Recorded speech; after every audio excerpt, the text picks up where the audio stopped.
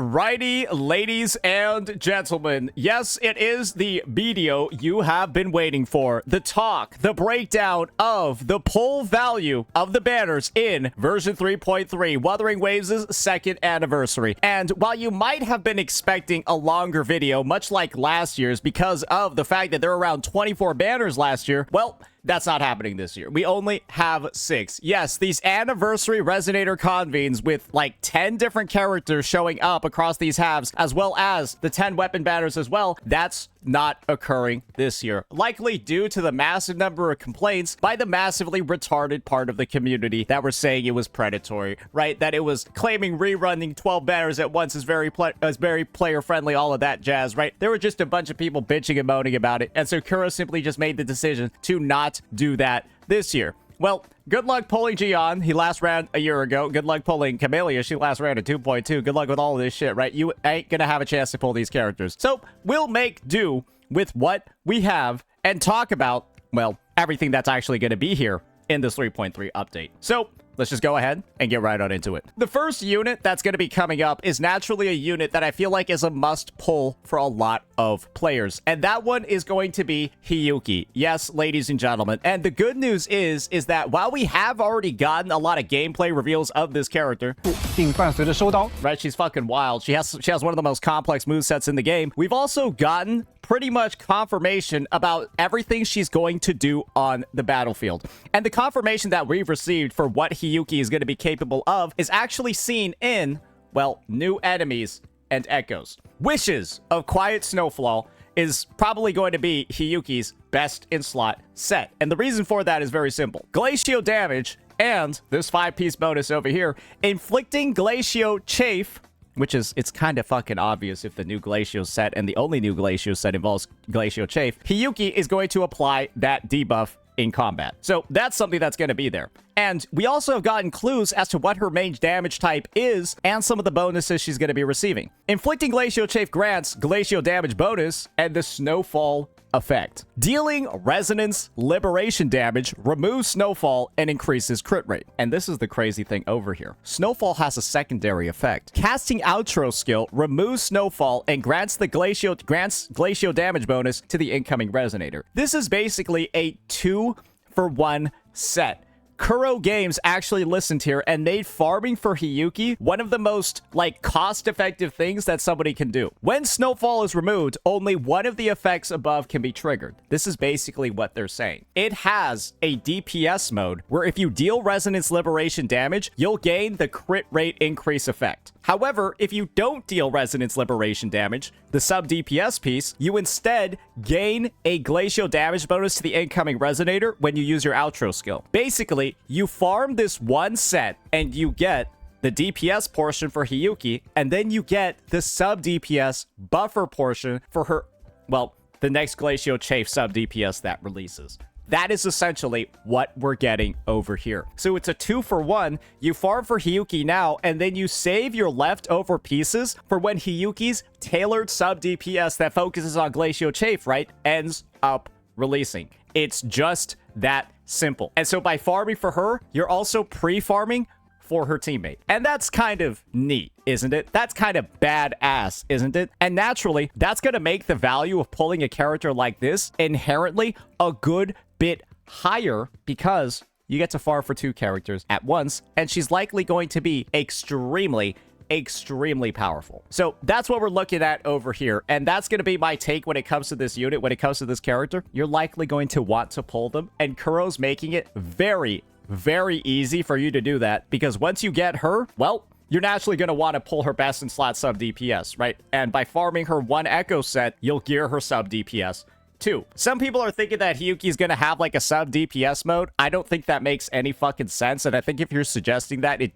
like, you're not really making any sense at all, because who the fuck would she support? Are you saying that they're gonna release a second Glacio chafe DPS that she would then support? I don't know. That doesn't really make that much fucking sense to me, right? Because she would have to use this set, and then the next DPS that she would apparently be supporting would also have to be a Glacio chafe DPS too. I don't know. That just sounds kind of dumb But hey, feel free to theorize, feel free to theory craft. Maybe that is what will happen. So that's going to be the value of this unit over here. I think she's going to be a really solid pull. And I think she's somebody that a lot of people have already been saving up for. I probably don't need to convince you, especially after, once again, you've taken a look at her dual form gameplay, the fucking blade waves, all of that. Yeah, she looks absolutely nutty. She even has like a bow too. So yeah, you get a little bit of range combat in there as well. Oh, sorry, I forgot to mention this. The fact that Hiyuki deals Resonance Liberation damage also means that her value is likely going to be very high if you already have, well, Lene. And guess what? Lene is also one of the must-pull characters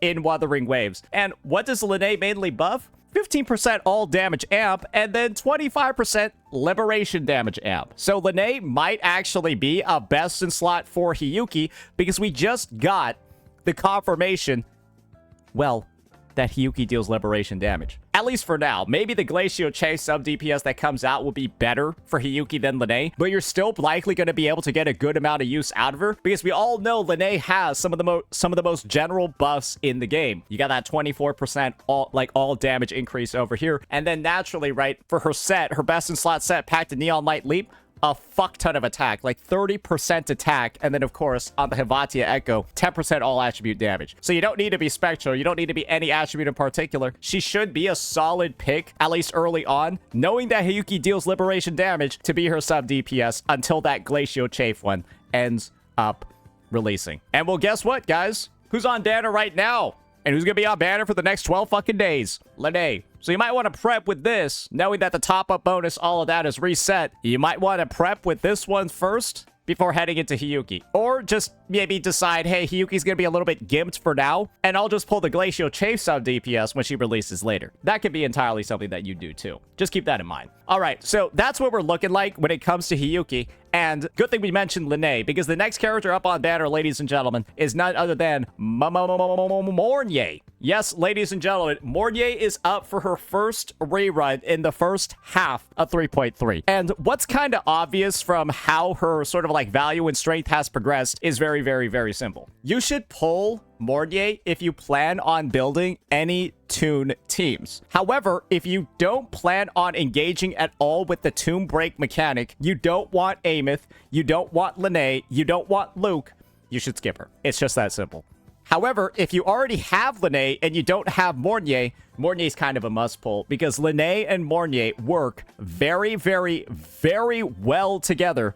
And the end result is that you get a shit ton of damage just from Toon Rupture procs that you're doing in this team just from having her on here. And the end result is that you can just place her with her and then put any other DPS to some degree, and the team will do very well. However, most people are going to be putting Amith in the third slot, and they're just running Amith's Toon Rupture team. And the performance of Lene, Mornye, and Amith together far exceeds any other team you can build with Lene and Mornye. So essentially, if you have Amith or you plan on getting Amith, get Mornye. If you have Lene, get Mornye. And also, you're probably noticing that the team I have over here, if you have Lupa, get Mornye. I forgot to mention that. Mornye has the incredible benefit of being a fusion character. And Lupa is basically this unit that really wants to play in mono fusion teams. And so having a support type unit that heals and that also has an outro skill that stacks is very strong. And while in mono fusion, you're not going to gain Mornye's kind of like damage bonus over here from her interference marker. You can kind of see what it does. If the target is affected by Toon Rupture or Toon Strained, they take up to 40% additional damage based off of Mornye's ER. This is really strong in the Toon teams. That's why I mentioned you should really only pull her if you think about the Toon teams. However, even without that buff and Mornye only giving this amp, Lupa, when you have only fusion characters on your team, gives so much damage buffs and so much like fusion resistance penetration buffs as well, up to 15% by the way if all three characters are fusion. If you have Lupa, Mornye is also kind of a must pull, and it's fine to just build this team and then stick a unit like Brant, stick a unit like Galbreda, or oddly enough, even Amith herself can be in this lineup and do really good. That is just the amount of synergy that Mornye has with these two specific characters, Lupa and Lene. And if you have either of them, Mornye is a really, really, really strong pick that I can always suggest because it opens up and frees up a lot of team comps, and you can get some really, really, really good performance out of a lot of these characters. Now, time for us to have another bit of a conversation, though. And that is about the fact that if you don't have Lupa, you don't have Lene, you don't plan on building Toon Rupture teams, Mornye is arguably worse than Verena. I'm not joking. If you're not going to use her interference marker and you're not going to use Mono Fusion, an S0 Mornye is literally like worse than Verena because all she has as a damage amp is this 25% over here. And she will have no other damage buffs available other than, well, I guess like her healing set over here. But yeah, that's pretty much it. And her buffs will fall far behind a bunch of other characters unless you do something called pull Mornye's S1. So basically what Mornye's S1 does is it turns her into one of the best general supports in the game because her damage buff, right, from her interference marker, that 40%, it will apply no matter if you have Toon Strain or Toon Rupture. And I've had the privilege of testing out an S1 Mornye in a bunch of different team comps. And an S1 Mornye in Mono Fusion is ridiculous. Because like I mentioned before, this gives a fucking 40% damage increase. And in Mono Fusion, you never have access to this because you don't really have a Toon Rupture character in there. However, if you're using Ameth in Mono Fusion, you get the damage bonus too and Lupa's Fusion damage buff. So that's why Ameth is actually good there. But if you're not, you don't usually have it. And you also get this bonus outside of Mono Fusion, just putting Mornye in any fucking team in the game.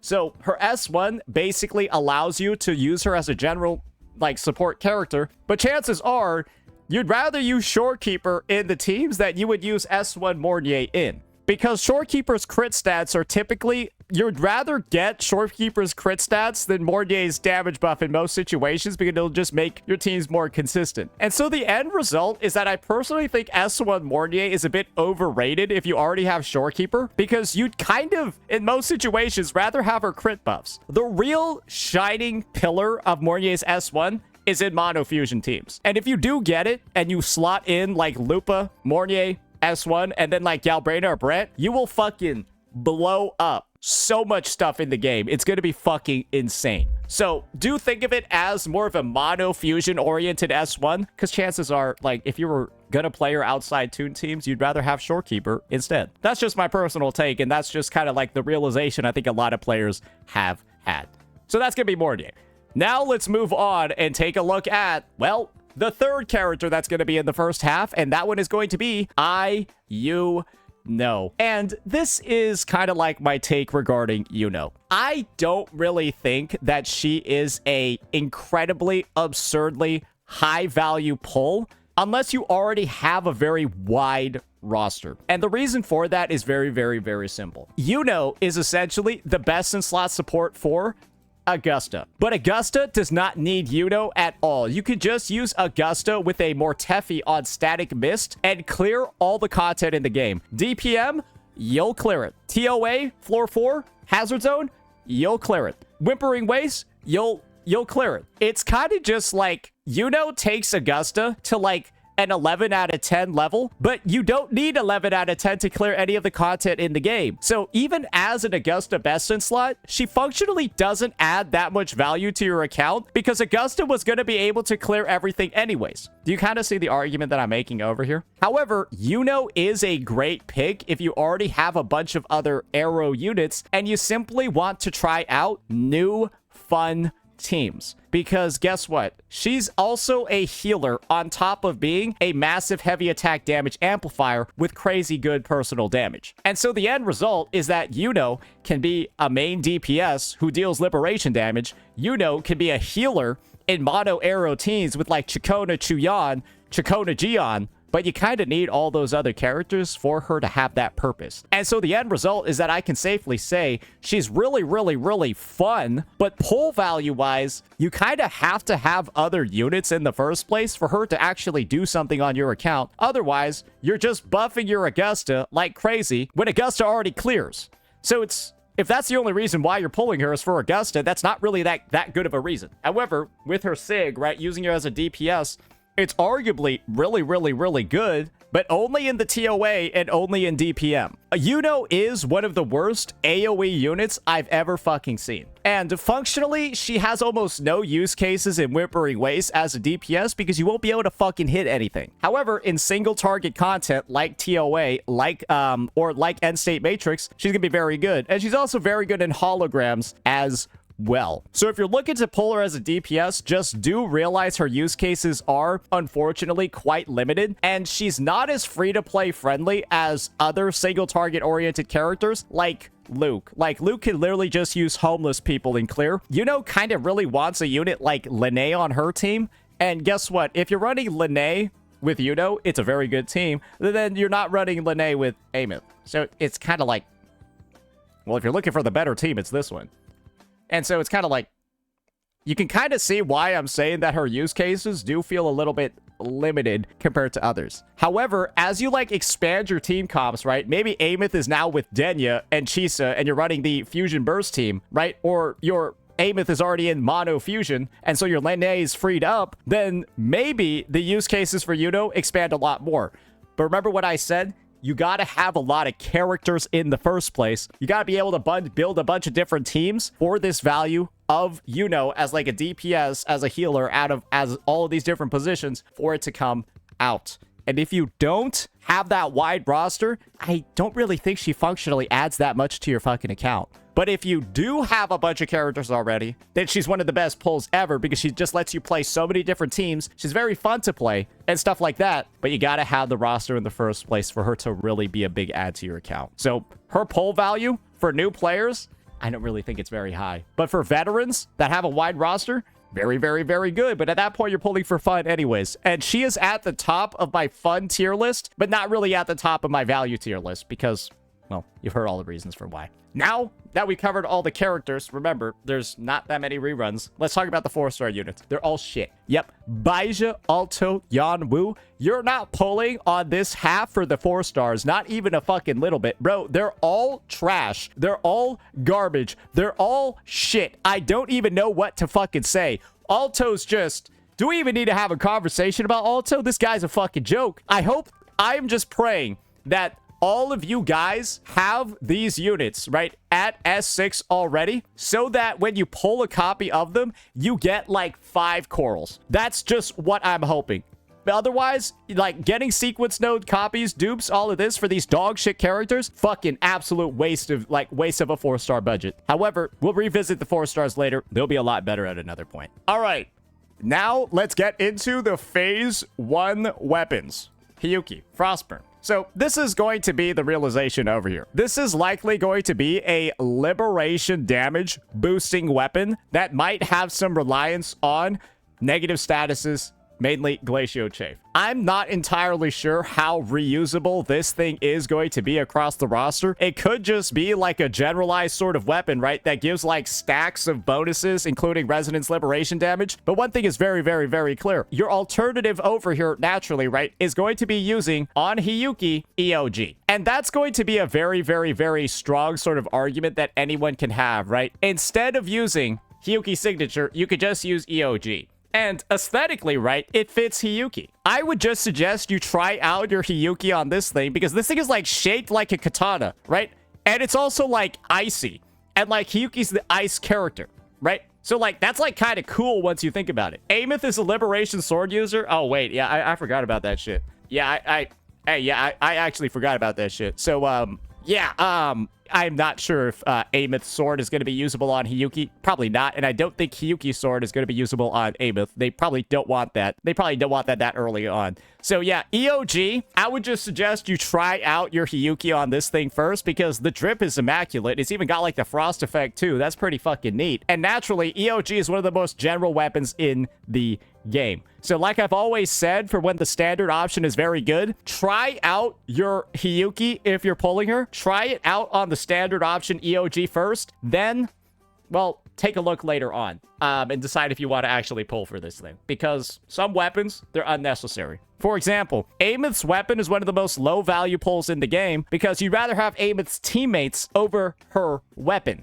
it's actually better to pull a character like Lene or a Mornye or like a Lupa or like, you know, a Denia or a Chisa instead of pulling Amos' signature. That's just the reality of it. And so Hiyuki, maybe she's a lot more teammate reliant as well. And that could be the reality for her. So that's just something to keep in mind. Next, we're going to have Starfield Calibrator.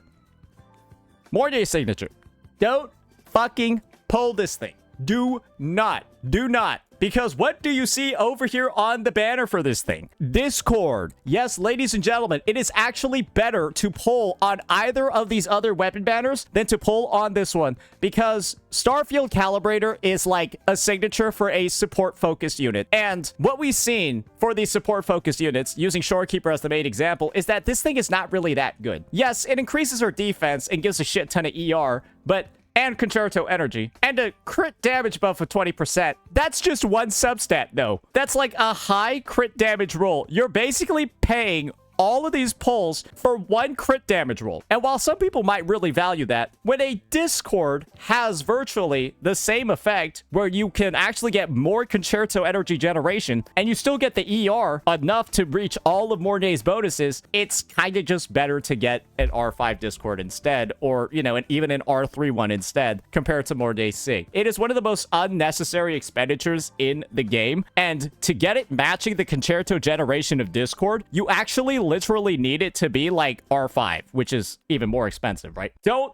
pull this thing unless you're really trying to min-max for your comps. You shouldn't need to get this for your teams to clear. And if you're in that circumstance, you're probably running a really fucked up team anyways in the first place. I don't really consider this a good pull at all. And when Discord is on the weapon banner, bro, it's so much better to pull this or Iuno signature and just get copies of Discord in the process, and you'll be able to gear your Mornye. That's my professional recommendation. Avoid this thing like the plague, because I've had no need for it at all in my playtime, and I've never missed not pulling it. Now we got Iuno's Weapon. Boy, oh boy, Moon Gazer's Sigil. So essentially, the value of this thing is going to be highly dependent on whether or not you have Zhang Liao's weapon. And it's very simple. Moongazer's Sigil is really, really, really good for when your Iuno is going to be played as a main DPS. That's pretty much it. Otherwise, if you have Zhang Liao's signature, you could just use this shit instead because it functionally gives almost the same exact bonuses. Does make her slightly harder to build because her signature has more crit rate. But one thing we've seen is that this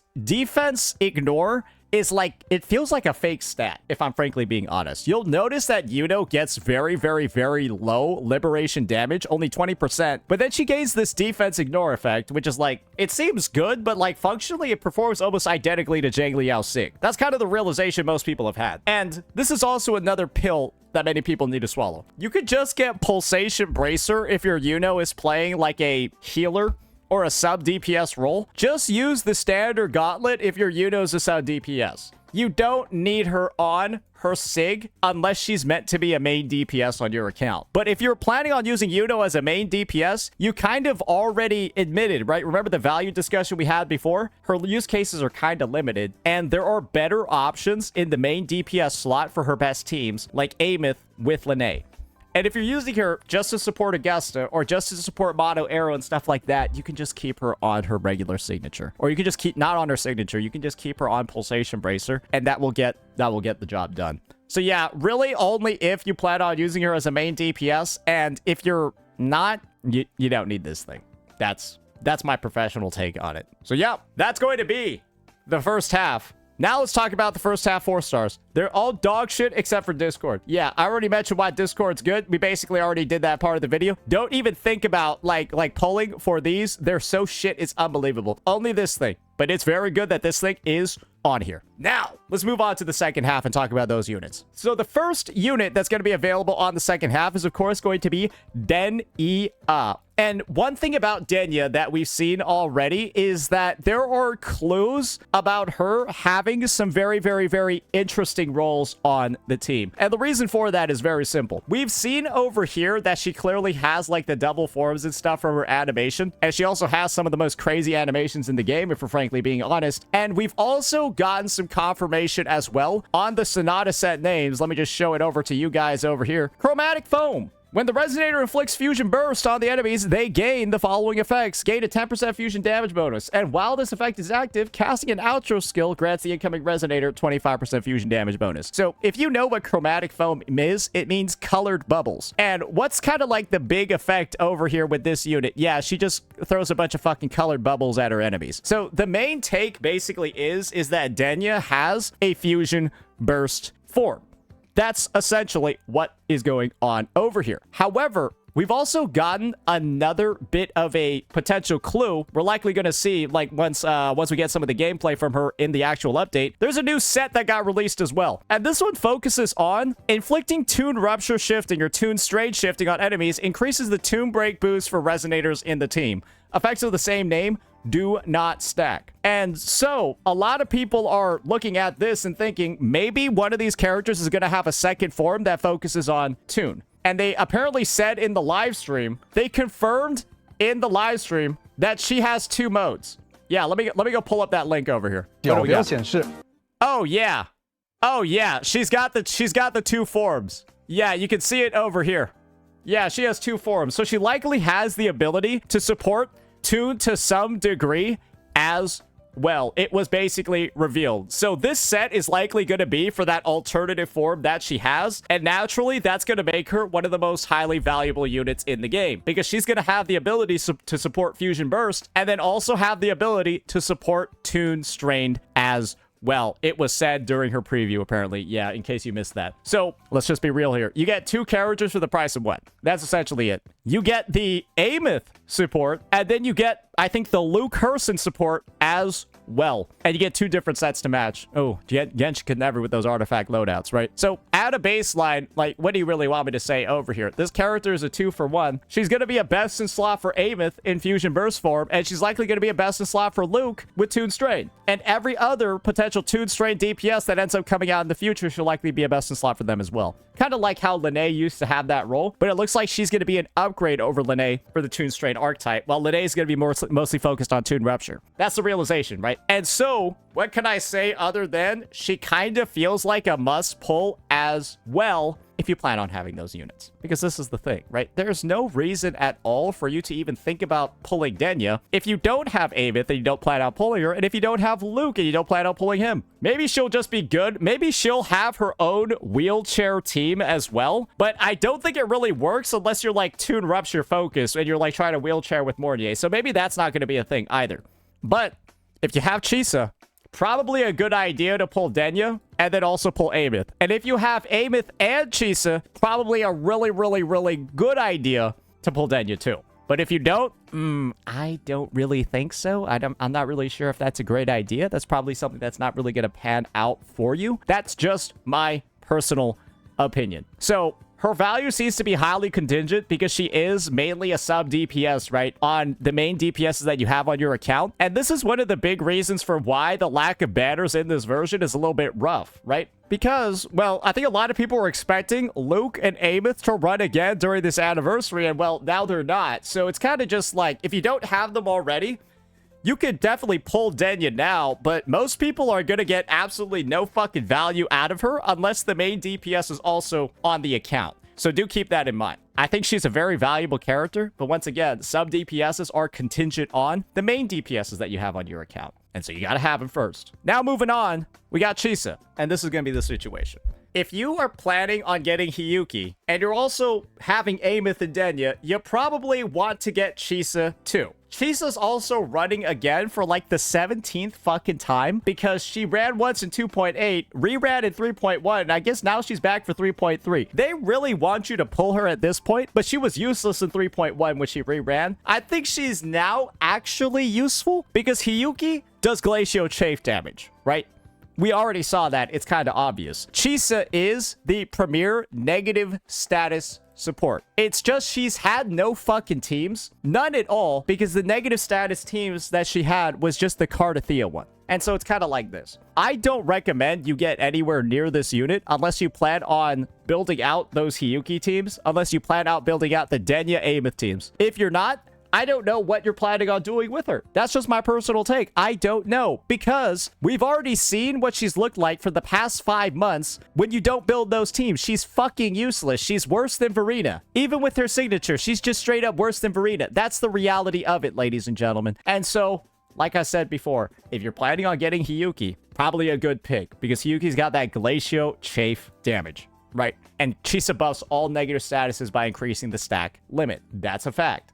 And if you're planning on pulling Denia and then building out Ameth in her Fusion Burst team, well, you should also think heavily about pulling Chisa too, because she's going to have a lot of value the more teams that she has as more of like that general use case support. But if you don't want that, you don't like negative statuses, there's no point in getting anywhere near her. And that's kind of just the realization that I think every player has had, especially knowing that she's been live since November of last year, and she's been, until now, possibly one of the worst fucking pulls any person can make on their account. Actually garbage, actually just trash. And that's the truth of the matter. One of the worst units in the game, but now it looks like she's finally going to get some time in the sunlight. Her 5-minute queue time is up, or her 5-month queue time is up, ladies and gentlemen. And so now, let's move on over here and move on to character number 3. We've got Phrolova rerunning. And this is kind of the reality over here for Phrolova. She is possibly one of the best overall picks in the game. She's very free-to-play friendly, has a bunch of free-to-play team costs, specifically with units like Danjin. It's unfortunate that Danjin isn't running over here, and then she also has a bunch of premium teams that feature some very, very, very good characters like Chu Yan and some worse characters like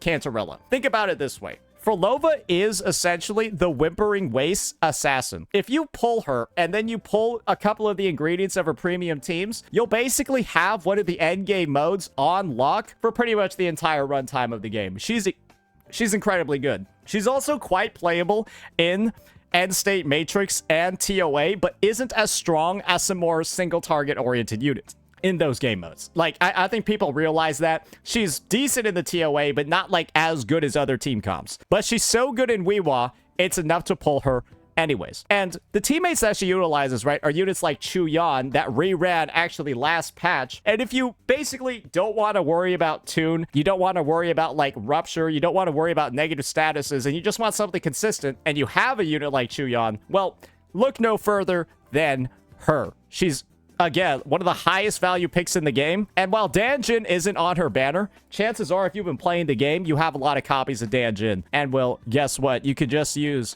Danjin's general havoc damage amplification in some team comps to really get the job done over here. Next though, right? If you have Cantarella, you made the mistake of pulling this character without having Phrolova on your account. Phrolova saves this unit. You also never want to pull this unit unless you have Phrolova. She needs Phrolova. Phrolova does not need her. That's also a fact. And this is another thing. If you made the terrible fucking mistake of pulling Rosia, Phrolova also saves this unit too. Yes, ladies and gentlemen, Phrolova also saves this unit, because this is one of the biggest pieces of shit on the roster. Genuinely, she's almost like fucking completely worthless outside of Phrolova teams. But this is also the reality over here. Chu Yan is better than her. She was originally meant to be like the first member of the Phrolova team. Chu Yan kind of just went in and replaced her. But if your Chu Yan is occupied supporting your Sigrika instead, Rosia now has a home again on the Phrolova team. So she's good for new players. She's good for veterans too. She's good to make use of dog shit characters on your account that won't see any use elsewhere. She's just a solid, overall, amazing pick. And that's just the truth about her. She's very, very, very good. Now, let's talk about the 4 stars. Chisa's dog shit. Yeah, I don't think anyone is using this character after 2025, and definitely not in 2026. Just don't even pretend she doesn't exist. Yang Yang is also dog shit. Like, nobody is using that character in 2026 either. The only real pull is, 4-star wise, in my opinion, is Bu Ling. And boy, oh boy, Bu Ling is actually really strong. And having Bu Ling on the Phrolova banner is a godsend for a lot of players, because guess what Bu Ling does at S6? Bro, she now grants a 50% resonance skill damage bonus to the active resonator in the team. And what is Phrolova's damage type? Resonance skill. This is also really, really, really strong if you're using a Jinsei. This is also really, really, really strong if you're using a Carlotta. It is surprisingly, she is like kind of fucking cracked. And she also has the ability to support Electro Flare. Yeah, she's got Electro Flare support too. So this unit is likely the best 4-star we've ever had in the history of the game. And I got really unlucky the last time she reran. Only got 2 copies of her. I am really praying that I get her S6 by the time Denia's banner is done. I'm actually fine with losing the 50-50 in the pursuit of more Booling copies. That's how good this character is, and that's how much potential she has, because that's a big fucking bonus over there, especially when Booling already has general damage amplification. Yeah, she just has a 50% right there. So yeah, she's really, really, really good, and you should be focusing on prioritizing her whenever you have the opportunity, but you might just get unlucky like me, and that just means you're kind of fucked, right? Now let's move on and talk about the weapons. We got Denia's signature. I'm gonna be honest over here. I have no idea what Denia scales on, and this is the thing. As a sub DPS, there's an opportunity for her to use String Master, and there's also an opportunity for her to maybe actually be the first fucking user of this weird-ass, goofy-ass looking standard rectifier that got added. What is this thing? Bro, like, what is this thing? It has, like, an ER main stat, gives, like, an attack and basic attack. Nobody even knows what this is for. Like, who this is for. So, like, I'm, like, part of me is thinking that Denia might actually want this. Because it's just such a, like, the best way I could describe this is, like, it's autistic. Who the fuck is supposed to even use this? Nobody in the game wants this stat blend. So maybe it's for Denia. I would just check to see what Denia's signature actually does as she gets closer to release. Maybe save up some budget for this. But there's a chance, right, that she could use this as well. I don't know. It's just the fact that its stat blend is so fucking weird and so, like, atypical and, like, not conducive with anything else in this game makes me think it might actually be used with Denia. Who knows, right? And of course, we have the String Master conversation too, because String Master has been a reliable option on pretty much every single rectifier user that has been added to the fucking game, because it just gives such general damage bonuses, right? And of course, massive amount of crit rate too to help make the stat and echo building a lot easier. Yeah, if you have this thing, it's probably going to be good on Denia as well. I'd be surprised if it wasn't, because you almost got a specially designed kit for this thing not to be good. That's my personal opinion on the matter. So we'll just see. There's probably a decent likelihood that this thing is not even, like, close to necessary, because most sub DPS weapons, because sub DPS characters don't typically deal that much damage on a team. They're, like, the second highest damage dealer on most teams. Usually pulling their SIGs is not, like, that high value. So we'll just have to see. Maybe save up some budget for this, but just know there are likely going to be options that you already have that will perform pretty well anyways. Okay. Now we got Kumukiri. So this weapon is kind of like, I really don't like it. And the reason why I don't like it is because it's like a really, really damage-oriented weapon. You can see over here, it provides like the crit rate and all of that, gives an attack increase, and also a liberation damage bonus, right? 24%. And then at max stacks, gain a 24% all attribute damage bonus to the entire team, right? However, only resonators that inflict negative statuses will gain this attack, or really this all attribute damage buff. And so this is more of just like a really nice to have weapon on the same level as like a Lupa signature, right? On the same level as like a sub DPS buffer one, kind of like close to Starfield Calibrator. But a lot of people actually do have this thing because unless Chisa had her SIG, she was worse than Arrow Rover in the one team that she supported. Yes, and the one team that she supported, ladies and gentlemen, was just her team with Cardathea. So unless you pull Chisa's SIG, as well as her, she was worse than Arrow Rover. However, in the Fusion Burst team, Denia inflicts Fusion Burst. She's going to inflict Fusion Burst. Chisa inflicts Havoc Bane. That 24% all attribute damage buff from Kumukiri is going to apply to everybody. So it could actually be really, really, really strong. Maybe in the Glacial Chafe team as well, right? Because as we saw from that Snowfall effect, the sub DPS for Glacial Chafe is also going to inflict it. So there's a decent chance that this might actually have a lot of value and make those teams a lot stronger. But are those units already going to be strong enough to clear without her being on this? That's also very likely something that will happen. You might just be able to have her on Lustrous Razor or something like that, and it's not really a big deal, right? So I would just, if you're pulling Chisa, I would just wait and see when you're using Chisa, right? In whatever Denia team you have, in whatever Hiyuki team that you have. Does the team already do fine without Chisa being on her SIG? because it could potentially just be like a Mornye signature situation where the teams are already strong enough, you don't really need it, and you would feel like you wasted your pulls if you actually did end up getting it. That's a big possibility as well. The reason why Chisa Sig was so necessary in the Arrow Rover teams is because Arrow Rover's weapon is like fucking ridiculous, right? We all saw it over here, right? Blood Pack's Pledge. Bro, this thing gave 26% arrow damage amp. She had a lot to compete with, especially a free-to-play option in her only team. And so that's why Chisa needed her Sig. But guess what? There's not going to be like an Arrow Rover for Glacio Chafe. There's not like an Arrow Rover for Fusion Burst. So Chisa's kind of the only support you have for those teams. And so because of that, there's not much of a mountain for her to like sort of cross. She could be fine without it in those lineups.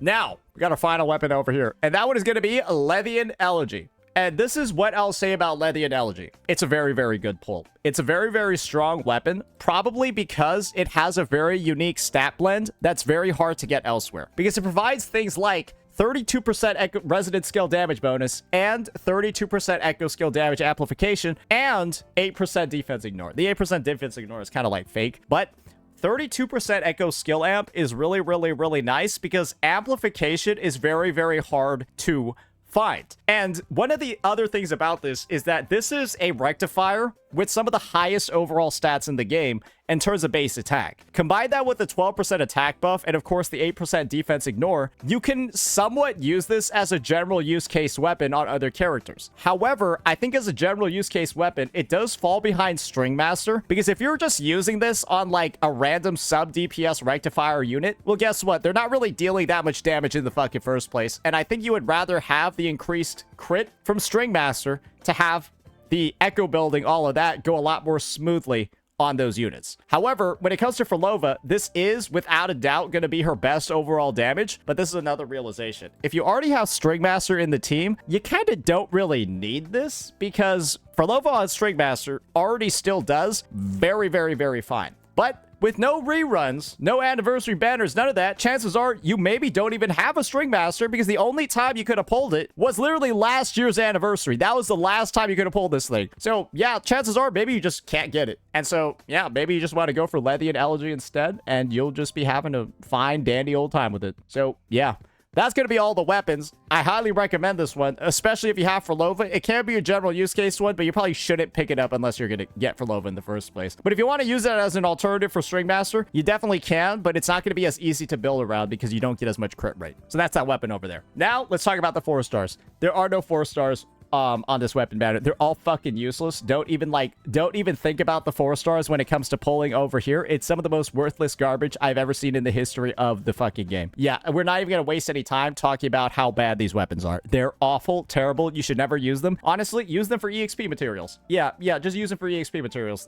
Don't even factor them into your pulling decisions. But yeah, that's going to be our breakdown of the anniversary banners, ladies and gentlemen. And the realization that you're probably having is that this just looks like a regular fucking patch, because it kind of just is a regular fucking patch in terms of what's available.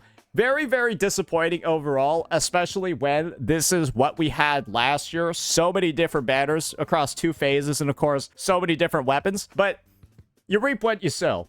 Right? And when there are this many people publicly bitching about all of this stuff and, like, you know, making fun of, like, Kuro Games, making fun of Solon Lee doing all this, is it really that much of a surprise that Kuro just decided not to do the anniversary banners this year? I know a lot of people probably maybe regret their past takes, maybe regret what they said before, but it is what it is. This is what we got, and all we can sort of do is, I guess, make the most out of it, because this was apparently too predatory, so now we just have a regular fucking patch. There you go. So, yeah, that'll be it for this one, ladies and gentlemen. Let me know what you all thought about the selection today, and peace out.